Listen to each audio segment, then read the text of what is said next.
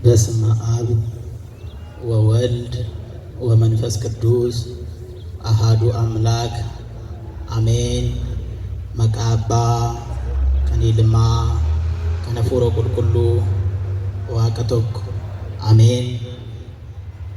አቀድም አይኩቶቶ ለእግዚአብሔር በእንተ ኩልክሙ እስመ ተሰምዓት ሃይማኖትክሙ ውስተ ኩሉ ዓለም ማመናችሁ በዓለም ሁሉ ተሰምታለችና ስለ እናንተ በሰማያት ያለው እግዚአብሔር አባታችን ስሙ ለዘላለሙ የተመሰገነ ይሁን። ስሙ ለዘላለሙ የተመሰገነ ይሁን። አመኑን ኬሰን አዱኛውን ድረትዩ ለብሰምቴት ዋንተኤፍ መቃ ኬሰኒፍ ዋቀዮን አባን ኬኛ እኒ ሰሚረ ጅራቱ መቃንሳ ከኑልፋቴ ከንከበጀሜ ኑፋተው ክቡር አባታችን መላከ ብርሃናት ቆሞስ አባ ማርቆስ ብርሃኑ የካቴድራላችን ዋና አስተዳዳሪ፣ ክቡራን አባቶቼ ካህናት፣ አሃው ዲያቆናት፣ የሰንበት ትምህርት ቤት ወጣቶች፣ ምእመናን ምእመናት፣ በወደደን ስጋውን በቆረሰልን ቅዱስ ደሙንም ባፈሰሰልን በመድኃኒታችን በኢየሱስ ክርስቶስ ስም እንደምን አመሻችሁ? እንደምን አመሻችሁ? እንደምን ለዚህ ሰዓት ደረሳችሁ? አከም ኦልተኒ አሜን ብለን እንድናመሰግነው የረዳን አንደበታችንን ለምስጋና የከፈተልን በእድሜያችን ላይ ይችን ዕለት ጨምሮ ቃሉን ለመማር በዚህ ስፍራ የሰበሰበን እግዚአብሔር አባታችን ስሙ ለዘላለሙ የተመሰገነ ይሁን። ስሙ ለዘላለሙ የተመሰገነ ይሁን። እንኳን አደረሳችሁ አደረሰን። በእልልታ እግዚአብሔርን አመስግኑ። ለዛሬ ዕለት የደረሳችሁ እንግዲህ ይችን ዕለት ለማየት ናፍቀው ያላዩ አሉ። እዚህ ስፍራ መጥተው ለመማር አስበው በአልጋቸው ላይ ተኝተው ያሉ አሉ። ደግሞም በየሆስፒታሉ፣ ደግሞም በየጸበሉ፣ ደግሞም በየደጁ በየመንገዱ የወደቁ አሉ። ሞትም ያስቀራቸው አሉና እኛ ግን ተመርጠን በዛሬው ዕለት በዚህ ስፍራ እንድናመሰግን እግዚአብሔር ስለፈቀደልን በእልልታ እግዚአብሔርን አመስግኑ። በእውነት አዎ፣ ላዘኑትን ደግሞም በየስፍራው እየማቀቁ እያዘኑ ያሉትንም ደግሞ እግዚአብሔር በምሕረቱ እንዲጎበኛቸው መልካም ፈቃዱ ይሁንልን። የምንማማርበት የትምህርታችን ርዕስ በዚህ በኦሪት ዘኍልቍ ምዕራፍ 17 ቁጥር 8 ላይ ያለውን ቃል በማንሳት እንማማራለን። በትረ አሮን፣ የአሮን በትር በሚል እንማማራለን። እስቲ በሉ የአሮን በትር በሉ። እስቲ ድገሙ፣ የአሮን በትር በሉ። እስቲ አሁንም ድገሙ፣ የአሮን በትር በሉ። በዚህ ቃል እንማማራለን። ስሙ ለዘላለሙ የተመሰገነ ይሁን። ኤጋ ኦሌ ኦካንሞ አርጩሜ አሮን ኢሰ ጀዱዳን ወሊን በረና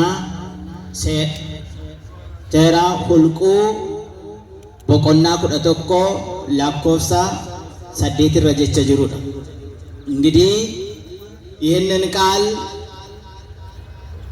ቅዱሱ ሲጽፍልን በትረ አሮን እንተ ሰረጸት ወጸገየት ወፈረየት ፍሬ ሮማን፣ የአሮን በትር ሳይተክሏት ተተክላ ውሃ ሳያጠጧት ለምልማ አብባ ለውዝ በኩረሎሚ ፍሬ አፍርታ የተገኘች የአሮን በትር በማለት አስቀምጧል።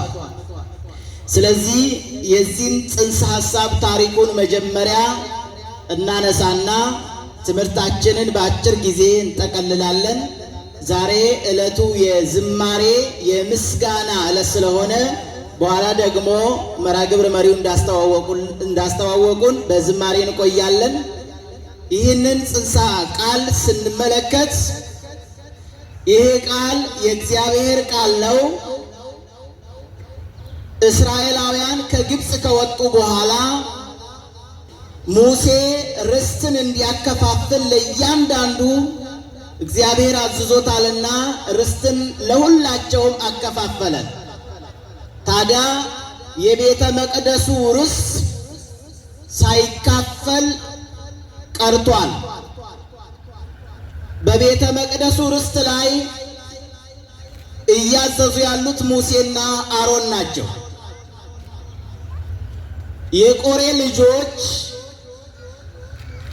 እንዴት የአንድ ሰው የአንድ ቤተሰብ ልጆች ሙሴና አሮን ክህነትን ደግሞ መንግስትን ይዘው ይኖራሉ? እኛም ክህነት ይገባናል በማለት ካህኑ አሮንንና መስፍኑ ሙሴን ያስጨንቋቸው ነበረ። በዚህ ምክንያት እግዚአብሔር ሙሴን እንዲህ ብሎ ተናገረው። እስከ መቼ ድረስ እየፈራ፣ እስከ መቼ ድረስ እየደነገጥክ፣ እስከ መቼ ድረስ እየተሳቀቅክ ትኖራለህ? እኔ ምልክት አሳይሃለሁ። ከእስራኤል ወገን የእያንዳንዱን ሰዎች በትራቸውን ሰብስብና ወደ መቅደሱ ይዘህ ግባ፣ በመሠዊያውም ፊት አስቀምጠው፣ እኔም ምልክት አሳይሃለሁ አለው እግዚአብሔር። ታዲያ እንደታዘዘ ሙሴና አሮን የእያንዳንዳቸውን በትር ሰብስበው በመሠዊያው ፊት አስቀምጠዋል። ሲሰበስቡ የእያንዳንዱንም በትር ሁሉም የራሱን ስም እንዲጽፍበት ታዝዘው ነበርና ስም የተጻፈበት ነው። የሁሉም በትር ስም ተጽፎበታል። ታዲያ አስቀምጦ በነጋታው ተመልሶ ሙሴ ሲያይ የአሮን በትር ውሃ ሳያጠጧት ሳይተክሏት ተተክላ፣ ውሃ ሳያጠጧትም ለምልማ፣ ደግሞም አብባ ለውዝ ገውዝ በኩረ ሎሚ አፍርታ ተገኝታለች። ስሙ ለዘላለሙ የተመሰገነ ይሁን። እግዚአብሔር አምላካችን ድንቅ አምላክ ነው። እግዚአብሔር አምላካችን መካር አምላክ ነው። ምንም የሚሳነው የሌለው አምላክ ነው። ስሙ ለዘላለሙ የተመሰገነ ይሁን። እንግዲህ እንደምታውቁት በትር ደረቅ ነው። ከዘራ አሁን ቢተከል ይበቅላል እንዴ? ከዘራ ብትተክሉ ይበቅላል? ያብባል? ይለመልማል? አይለመልምም። ሽመል ብትተክሉ ያ ሽመል ሊለመልም ሊያብብ አይችልም። ደግሞም በቤተ መቅደስ ውስጥ መተከል አይደለም እዚህ መቅደስ ውስጥ ብታስቀምጡት ሊለመልም አይችልም። አንድ እንጨት ከአፈር ጋር ካልተገናኘ ውሃም ካላገኘ ደግሞም እንጨትነቱ ሳይደርቅ ሕይወት ካለው እንጂ ሕይወት የሌለውን እንጨት ብንተክል ሊበቅል አይችልም። ታዲያ እግዚአብሔር ግን ይህንን አድርጎ አሳያቸው። ምልክት እሰጣቸዋለሁ። አሁን በትሩ የምትለመልም ሰው ክህነት ከሱ እንዳትወጣ በእርሱ በኩል እንድትተላለፍ አዝዛለሁ አለ እግዚአብሔር። በተአምር ወይም ደግሞ በድንቅ ነገር አሳያቸዋለሁ ነው ያለው። ይህንን ቃል ክህነት በተአምር በእግዚአብሔር ድንቅ ሥራ በመጠራት በእግዚአብሔር በመጠራት በእግዚአብሔር በመመረጥ እንጂ ክህነትን እኛ ስለመረጥነው ደግሞም እኛ ስለፈለግነው ሳይሆን እግዚአብሔር ስለፈለገን እግዚአብሔር ስለመረጠን ነው። ስለዚህ እግዚአብሔር ሲመርጥ ነው ክህነት። ታዲያ በአንደኛ ነገሥት ምዕራፍ 18 ላይ ስትመለከቱ ሁለት አይነት ካህናት ነበሩ። ለጣዖት የሚሰዉ ካህናት፣ ለጣዖት የሚንበረከኩ ካህናት፣ ለጣዖት የሚያጥኑ ካህናትና ለእግዚአብሔር የሚያጥን ለእግዚአብሔር የሚሰግድ ለእግዚአብሔር የሚገዛ አንድ ብቻ ካህን ነበረ። ኦ እግዚኦ ነቢያቲከኒ ቀተሉ ወምስዋኢከኒ ነሰቱ ወአነ ባሕቲትየ ተረፍኩ ወየሐሰስዋ ለነፍስየ። አቤቱ ጌታ ሆይ መቅደሶችህን አፈረሱ፣ መሠዊያህንም አጠፉ፣ አረከሱ፣ ነቢያቶችህንም ገደሉ፣ ካህናቶችህንም ገደሉ። ከካህናት ወገን እኔ ብቻ ቀረሁ፣ እኔንም ለመግደል ነፍሴን ይሿታል እያለ ኤልያስ ቴስቢያዊ ይጸልይ ነበረ። ታዲያ አሁን እግዚአብሔር ተአምር እንዲያደርግ ኤልያስ አክዓብና ኤልዛቤልን የአክዓብና የኤልዛቤል ካህናትን ሁሉ ሰብስቦ ምን አላቸው? እኔም መስዋዕት እሰዋለሁ፣ እናንተም መስዋዕት ሰዉ። መስዋዕቱን እግዚአብሔር የተቀበለለት እርሱ እውነተኛ ካህን ነው፣ እርሱ የሚያገለግለውም እውነተኛ አምላክ ነው በማለት ያ ኤልያስ ነግሯቸዋል። ሁለቱም የሰዉት በግ ነው። ሁለቱም የሰዉት በአንድ ጊዜ ነው። ነገር ግን የኤልያስን የእነሱን መስዋዕት ስምዐነ ቤል ስምዐነ ዳጎን፣ አብ ቤል ሆይ ስማን፣ በዓል ሆይ ስማን፣ ዳጎን ሆይ ስማን እያሉ መስዋዕቱን ቢሰዉ ሊቀበልላቸው አልቻለም። ምክንያቱም የማይሰማ አምላክ ነውና። አንጽቦሙ ወያጼንዑ፣ አፍንጫ እያላቸው የማያሸቱ፣ እድቦሙ ወኢይገሡ፣ እጅ እያላቸው የማይዳስሱ፣ እግርቦሙ ወያውሩ፣ እግር እያላቸው የማይንቀሳቀሱ፣ እዝርቦሙ ወኢይሰምዑ፣ ጆሮ እያላቸው የማይሰሙ ጣዖታት ስለሆኑ ሲጮሁ ቢውሉ ሊሰሙ አልቻሉም። እስከ ነአህለሎሙ ደም፣ እስከ ነአህየሎሙ ደም፣ ደም አዙሮ እስኪጥላቸው ድረስ የራሳቸውን ደም ሳይቀር ሰውለት ይላል። እግዚአብሔር ከዚህ ይጠብቀን በእውነት። አሁን ዛሬ ትውልዱ ለማይረባ ጣዖት ደሙን እየሰዋ ለማይረባ ጣዖት ጊዜውን እየሰዋ ለማይረባው ጣዖት ሁኔታውን ለመናውን እየሰዋ ይኖራል። ጣዖት ማለት ግድ የቆመ አይደለም። በዓል ብለን ስም ልናወጣለት አይገባም።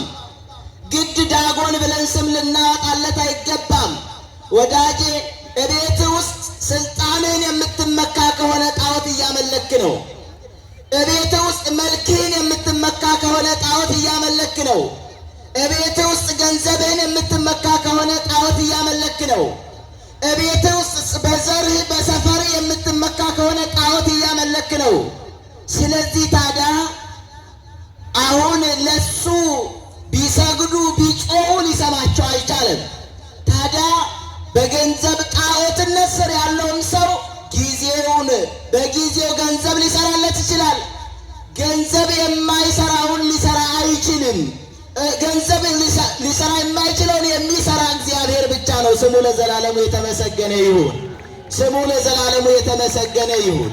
ታዲያ የኤልያስን መስዋዕት እሳቱም ከሰማይ ወረደ፣ የኤልያስንም መስዋዕት ተቀበለ። በአሕዛብም ፊት ኤልያስ ከፍ ከፍ አለ። ክብር ምስጋና ለእግዚአብሔር ይሁን። እግዚአብሔርን አመስግኑት። በእውነት እግዚአብሔር በአሕዛብ ፊት ይገልጣል። እግዚአብሔር በጠላት ፊት ያከብራል። እግዚአብሔር በጠላት ፊት ሞገስ ይሆናል። እግዚአብሔር በጠላት ፊት ጸጋን ይሰጣል። እግዚአብሔር ስሙ የተመሰገነ ይሁን። ስለዚህ ታዲያ እውነተኛው ክህነት በዚህ መስመር ተገለጠ። በዛም ጊዜ እውነተኛው ክህነት በዚያ በአሮን በትር ተለየ። በትሩ ስለለመለመ፣ በትሩ ለውዝ ገውዝ በኩረ ሎሚም ስላፈራ ክህነት በእርሱ በኩል ይሁን ተባለ ማለት ነው። ስለዚህ ታዲያ ይህንን አባቶቻችን በምሳሌ ወሰዱና በትረ አሮንን ተሰረጸት ወጸገየት። እነ ቅዱስ ኤፍሬምም ቅዱስ ያሬድም ይህንኑ በመውሰድ የአሮን በትር ሳይተክሏት የተተከለች፣ ውሃ ሳያጠጧት የለመለመች ያፈራች በማለት ተናግረዋል። ለምን? ብዙ በትሮች እኮ ተሰብስበው ነበረ፣ አልለመለሙም። ከዛ በትር መካከል የለመለመችዋ በትር አንዲት ብቻ ናት። ተመልከቱ፣ ከአዳም ጀምሮ እስከ ሐና እስከ ኢያቄም ድረስ ብዙ ሰዎች ነበሩ።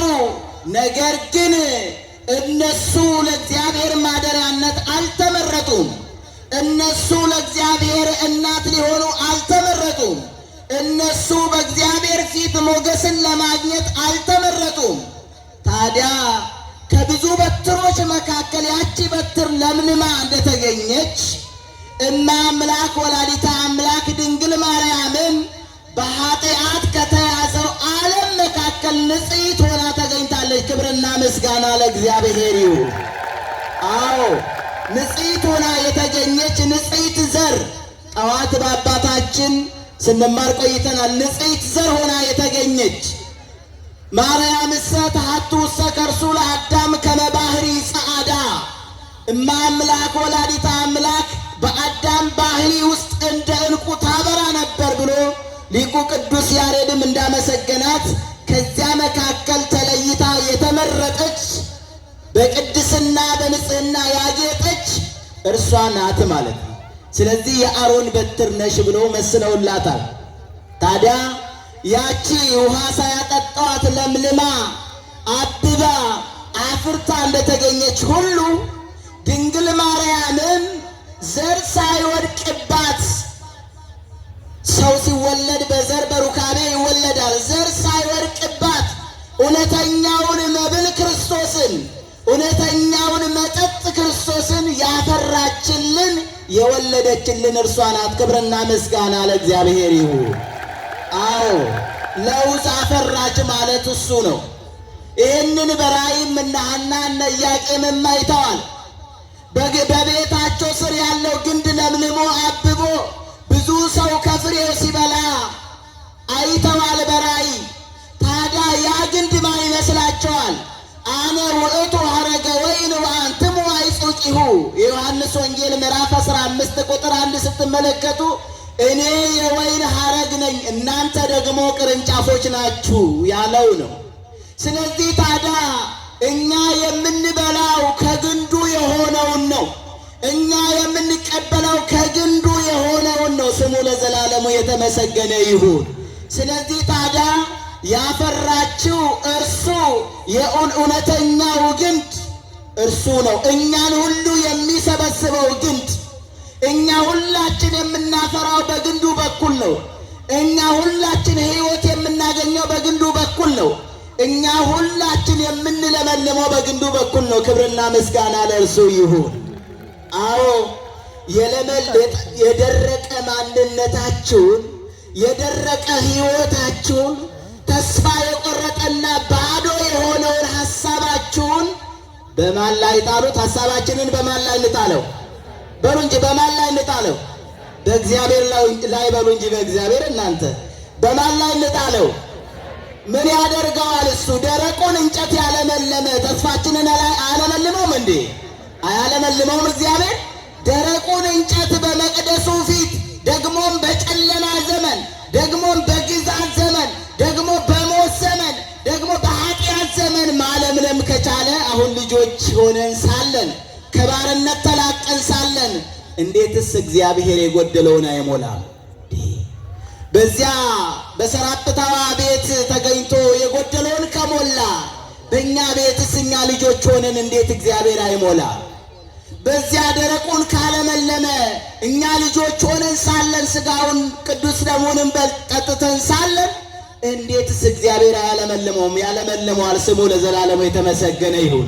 የደረቀውን ነገር እሱ ያለምልምልን፣ ያለምልምልን። ሕይወታችን ፍሬ ያፍራ። ሕይወታችን የሚያስጎበጅ ፍሬ ያፍራ።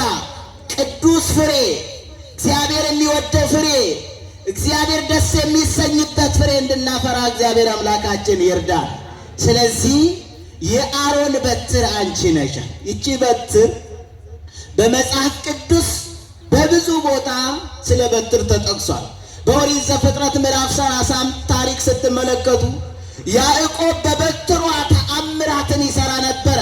ምን እያደረገ? በትር እያሳየ ብዙ ንጹህ በጎች ደግሞም የግሉ የሆኑ በጎች እንዲወለዱ አድርጓል። ክብርና ምስጋና ለእግዚአብሔር ይሁን። እግዚአብሔርን አመስግኑት። በእውነት አያችሁ እንዴት ያሉ የሚያምሩ በበትሩ በኩል የመጡ በጎች፣ የበረከት በጎች ናቸው። በበትሩ በኩል የመጡ የበረከት በጎች። አዎ ይህ በትር ደግሞ ከፍ ብላችሁ ስትመለከቱት በነ በሙሴና በእስራኤላውያን እጅ በሙሴ እጅ ሲገባ ደግሞ ያው በትር ደግሞ ባህር ሲከፍል ታያላችሁ። ክብርና ምስጋና ለእግዚአብሔር ይሁን። ያ በትር ባህር ከፈለ። ያ በትር ባህር ከፈለ። ምን ይሄ ብቻ? ጠዋት በአባታችን ሲነገረን ነበር። ያ በትር አለቱን ሲመታ ውሃ የሚያፈልቅ ሆነ። ክብርና ምስጋና ለእግዚአብሔር ይሁን። አዎ ያ በትር አለቱን ሲመታ ውሃው ይፈልቃል። ያ በትር ሲቆም እስራኤላውያን ይሰበሰባሉ። ያ በትር ሲቸከል ከሰማይ ላይ የመጣው መቅሰፍት ይቆማል። ክብርና ምስጋና ለእግዚአብሔር ይሁን። መቅሰፍት ወደ እስራኤል ሲመጣ በትሩን ያቆም ነበረ። ሙሴ ይጸልይም ነበረ። ታዲያ ይሄ በትር እንደው ምን ይመስላችኋል ይሆን? አዎ ይሄ በትር ልንገራችሁ።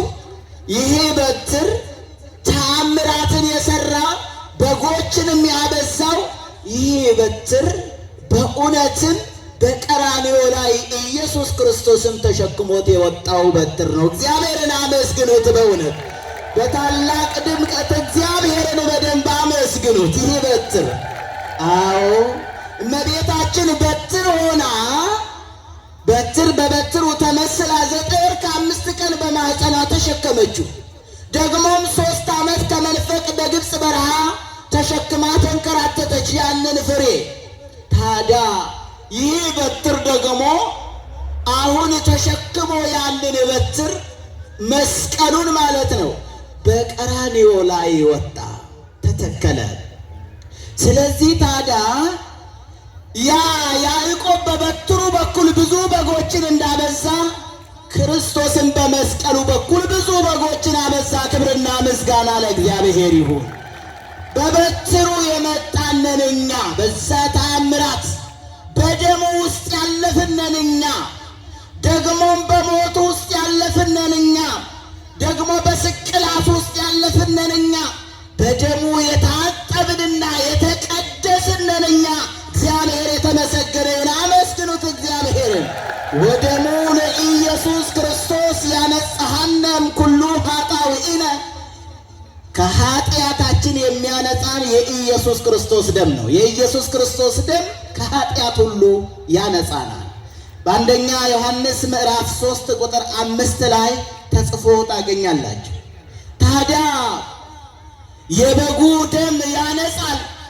እኛ በበትሩ ስር የተሰበሰብን በጎች ደግሞ በደሙ ተቀድሰናል። ደሙ ተረጭቶ ደርሶናል። በፊት ወይነስህ ሙሴ ደመጠሊ ወደ መላክም ወይነስህ ደብተራ ኦሪት ይህ ወኩሎ ግበሪሃ። መቅደሱንና መቃኑን ይረጭ ነበረ፣ ሕዝቡንም ይረጭ ነበረ። ነገር ግን የሚያነጻ አይደለም፣ የሚቀድስ አይደለም፣ የሚጠብቅ አይደለም፣ ዋጋ ሊሆን የሚችል አይደለም፣ ዘላለማዊ አይደለም፣ የመለኮት ደም አይደለም፣ በመለኮታዊ ሥጋ የተገለጠ ከዛ የፈሰሰ ደም አይደለም፣ ሊያነጻ አይችልም። ይሄ ግን በበትሩ ላይ ያለው በበትሩ በኩል የሚፈሰው ያ ደም ግን የሚያነጻ ደም ነው። ዘላለማዊ ደም ነው። ሕይወት የሰጠ ደም ነው። ዋጋ የሆነ ደም ነው። የገነትን በር የከፈተ ደም ነው። ዲያብሎስን ዓይኑን የከደነ ደም ነው። መቃብርን ያሸነፈ ደም ነው።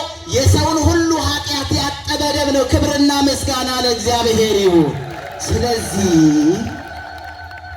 የበትሩን ተአምር በሙሴ እጅ ሲገባ ደግሞ ድንጋዩን ሲመታ ውሃ ያፈልቅ ነበረ ይላል።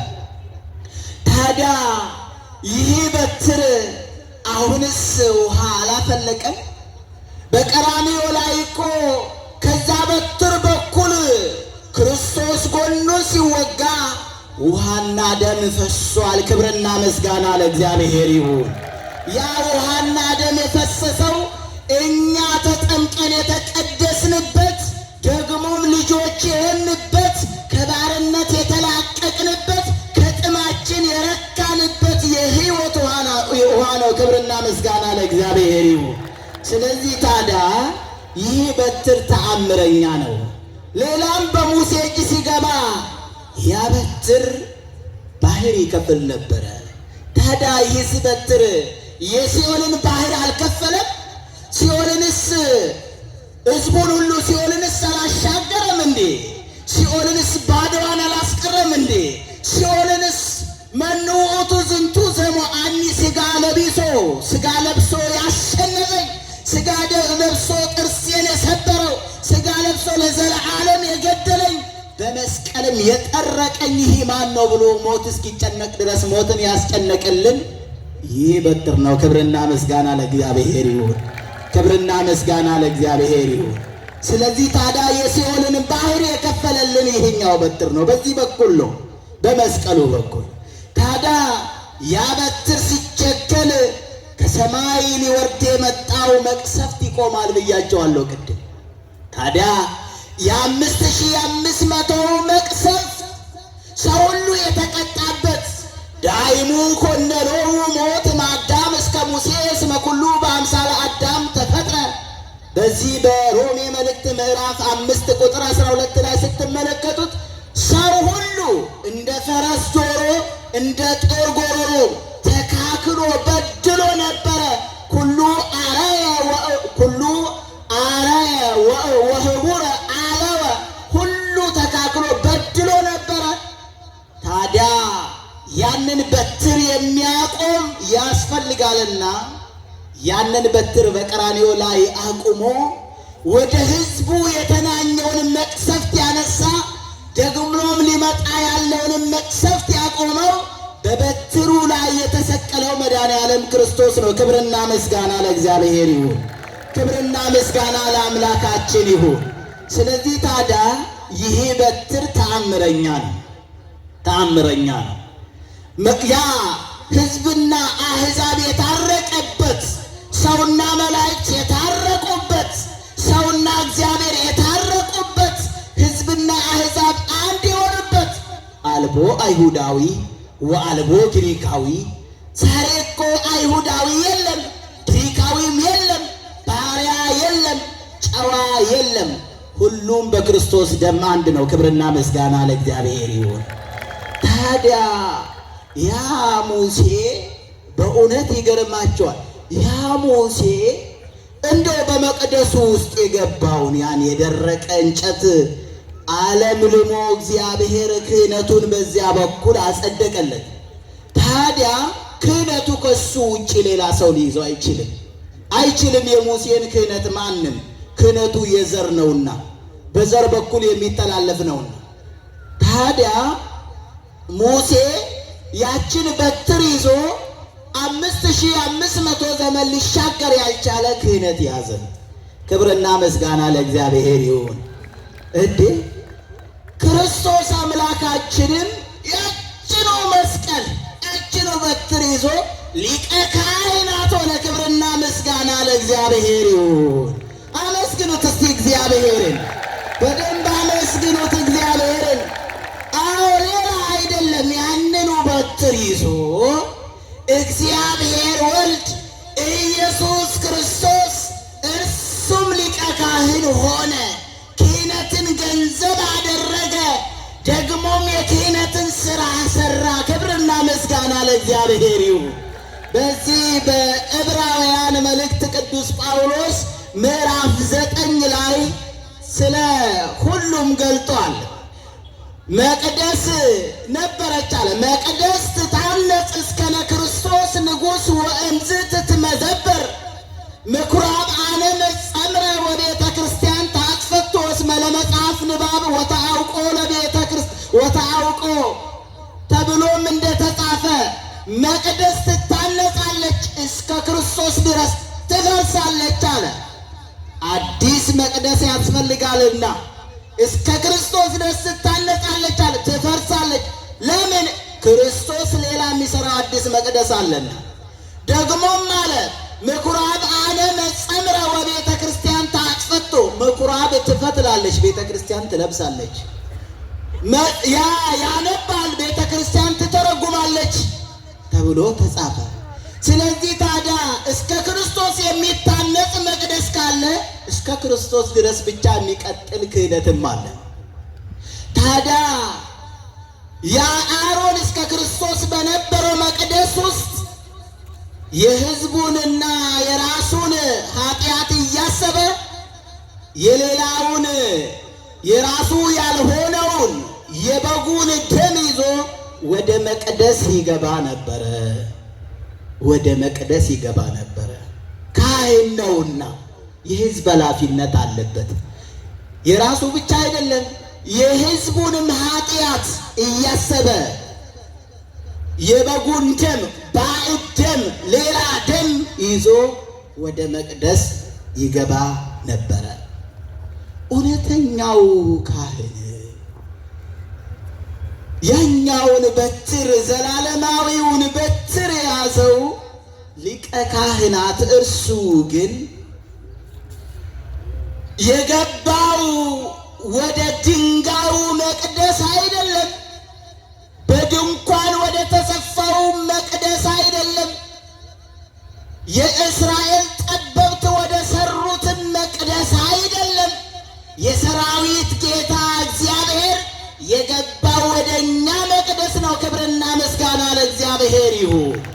እናታችን ቅድስት ድንግል ማርያም መቅደስ ዘይኬልልዋ ኪሩቤል ለስዑላን በስለ እግዚአብሔር ቃል ኪሩቤል በሚጋርዱ በዛ አምሳያ የእግዚአብሔር መቅደስ የሆነች ድንግል ማርያም ናት። የመጀመሪያው ካህን የገባው ወደ ድንግል ማርያም ማህፀን ነው። ከዛ የወጣውም የክህነት ስራውም የፈጸመው በትሩን ከጨበጠና በቀራንዮ ላይ ከወጣ በኋላ ነው። ስለዚህ ታዲያ ወደዚያ ሲወጣ ደግሞ የምእመን መቅደስ አለ። እኛ የእግዚአብሔር መቅደሶች ነን። ይተአምሩኑ ከመ አንትሙ ታቦቱ ለመንፈስ ቅዱስ አንትሙ ወዘሰ ነሰተ ቤተ እግዚአብሔር ወለሊሁኒ ነስቶ እግዚአብሔር። አንደኛ ቆሮንቶስ ምዕራፍ 3 ቁጥር 15 እስከ 16 ተጽፏል። ስለዚህ ታዲያ እናንተ የእግዚአብሔር ቤተ መቅደሶች ናችሁ አለ። ስለዚህ ታዲያ እግዚአብሔር የገባው ወደኛ መቅደስ ነው የገባው። ወደዚህኛው ነው የገባው። ወደኛ ልብ ነው የገባው። ወደኛ ስጋ ነው የገባው። ወደኛ ባህሪ ነው የገባው። የኛን ባህሪ ነው ገንዘብ ያደረገው። ገባ። ታዲያ ሌላ ደም ይዞ አይደለም የገባው። ከመላእክት ወገን አይደለም ያመጣው። ኢነሶ ለዘነሶ እመላእክት አላም ዘራ አብርሃም የወሰደውም ከመላእክት አይደለም፣ ከአብርሃም ዘር ከእናታችን ከቅድስት ድንግል ማርያም ከስጋዋ ስጋ ከነፍሷ ነፍስ ነስቶ የወሰደውን ያንን የራሱ የሆነውን ደም አንዳንዶች የሚናገሩት የራሱ የሆነውን ደም የማንም አይደለም። ያ ደም የራሱ ብቻ ነው። እኔ ስጋዬ የአባቴ አይደለም፣ ስጋ ከአባቴ ብነሳ ይህ ስጋ የኔ ነው የሚባለው እንጂ የእሱ አይባልም። እንደዛ አይባልም። የወሰድኩት ከዛም ቢሆን የአዳም ስጋ ተብሎ በጥንተ ባህሪ ሊነገር ይችላል እንጂ ከወሰድኩ በኋላ ሲቆነጠጥ የሚያመኝ የኔን እንጂ ስለተከፈለ አባቴን ሊያመው አይችልም። ስታመም የሚታመመው የኔ እንጂ አባቴን ሊያመው አይችልም። እኔ ከአባቴ በመወለድ ተለይቻለሁ። ስለዚህ እንደ መለኮትና እንደ ስጋ እንደ ነፍስና እንደ ስጋ ሲቆነጠጥ ነፍስ ትታመማለች። አሁን እንደዚህ እኔ ሲቆነጠጥ አባቴን እናቴን ያማቸዋል። እንደዚህ አይነት አስተሳሰብ የለም በቤተ ክርስቲያን ትምህርት። ስለዚህ እኔ ሲቆነጠጥ የምታመመው እኔ ብቻ ከሆንኩ ስጋው የኔ ነው ማለት ነው። ስለዚህም በመስቀል ላይ የዋለው የተሰቀለው የፈሰሰውም ደም ከመለኮት ጋራ የተዋሃደው የመለኮት ስጋና ደም ነው ማለት። ስጋውን በለበሰው ስጋ መለኮት በስጋ ነው።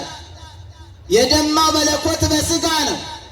የተሰቀለው መለኮት በስጋ ነው። የምንወስደውም በስጋ የተሰቀለውን የመለኮትን እንዲሁም ደግሞ የፈሰሰውን በስጋ የተዋሃደውን የመለኮትን የኢየሱስ ክርስቶስን ደም ነው። ስለዚህ ይህንን ልናስብ ይገባል። ስለዚህ የራሱ የሆነውን ደም ይዞ አንድ ጊዜ ወደ መቅደስ ገባ። ብዙ ጊዜ አይደለም፣ እነ አሮን ብዙ ጊዜ ገብተዋል። በየዓመቱ ይገቡ ነበር፣ በየጊዜው ይገቡ ነበር። መፍትሄ የለው፣ ኃጢአትን ሊያስወግድ ያልቻለ ነው። በየዓመቱ ሌላ በጊዜው ይገቡ ነበር። እዚህ ግን በጉም አንድ ነው፣ ደሙም አንድ ነው፣ ጊዜውም አንድ ጊዜ ነው። አንድ ጊዜ ሊቀ ካህኑ ወደ መቅደሱ ሲገባ ያ የመጣው መቅሰፍት ከሰው ሁሉ ራቀ። ክብርና ምስጋና ለእግዚአብሔር ይሁን። አመስግኑት እግዚአብሔርን፣ ክብርና ምስጋና ለእርሱ ይሁን። ወደ መቅደሱ በመግባት የረከሰውን መቅደስ የቀደሰ በደሙም ሰውን ሁሉ ያጠበና የለየ እግዚአብሔር ክብረ ምስጋና ለእርሱ ይሁን። ስለዚህ ሊቀ ካህኑ እርሱ ነው። አሁን ሊቀ ካህናት አባቶቻችን እንኳን ሲናዝዙ ሊቀ ካህናት የካህናት አለቃ እርሱ ነው። ታዲያ የአሮንን ክህነት የአሮን ያልሆነ ወይም ደግሞ አሮናዊ ያልሆነ አይቀበለውም። ዘር ይለያል።